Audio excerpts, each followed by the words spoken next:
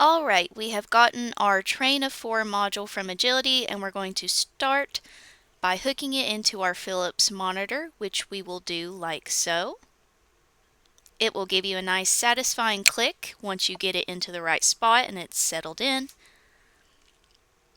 Next, we are going to make sure if it doesn't automatically come up like it has done here, you might have to activate it by clicking into any empty space or by going up to the top using this option to activate it up here. But luckily, and most of the time, you will notice it will come up automatically for you. Now we will begin preparing our patient for Train of 4 monitoring, starting with placing our electrodes. These need to go on clean, dry, and intact skin, so prepare the skin first. We will start by placing our electrodes again on the ulnar side of the hand. This is our preferred location for this type of monitoring. Our red lead will always go closest to the heart, so we will attach that here. Then we will place our black lead most distal, so closest to the pinky.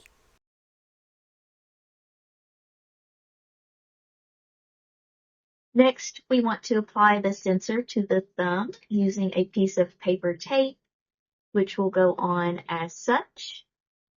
Take care to avoid wrapping the tape circumferentially around the finger, as it may cut off circulation. Next, we are going to calibrate our Train of 4. To do this, we are going to tap the Train of 4 selection. This is our setup menu. We will scroll down to Start CAL, which stands for calibration. It'll give us an option to confirm, which we will do after making sure our patient's all hooked up correctly. We will tap confirm, and this will elicit some twitches. We are going to want to do this to obtain the most accurate results, and you will hear a beep to know that it has finished. Let's look at some of the buttons you'll see on the setup menu here for the Train of 4 using the Philips monitor.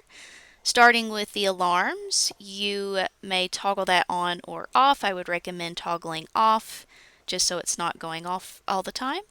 The next button is to simply start Train of 4, which we are not going to use at this time. And then of course below that you have a stop button if you ever needed to stop in the middle of a Train of 4 session for any reasons. Below that is the type of stimulation, which we are of course doing TOF, which stands for Train of 4. And then you have your other option, we're not worried about that at this moment. Mode is going to be either manual or auto. Starting off, we'll be using manual mode, and then we can switch to auto mode after we've gotten our baseline data. Next is our current, which will show in milliamps. The highest is 60, and you can scroll down to see lower settings. It will pre-select based on how it was calibrated earlier. To start our Train of 4 measurements, we're going to hit Start Train of 4. A physical button is also available on the module, so you can press this while watching your patient twitch, which is good for tactile people. Here we will look at the patient's hand to visualize the number of twitches.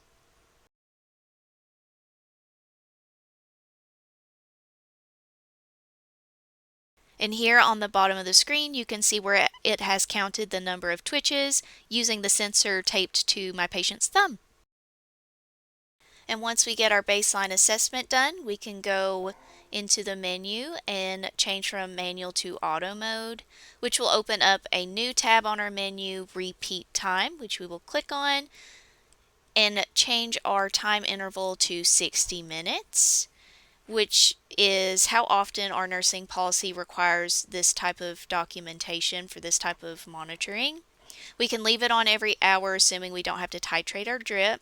The trick is to leave the hand resting, preferably on a pillow, so that it is unobstructed to see muscle twitches.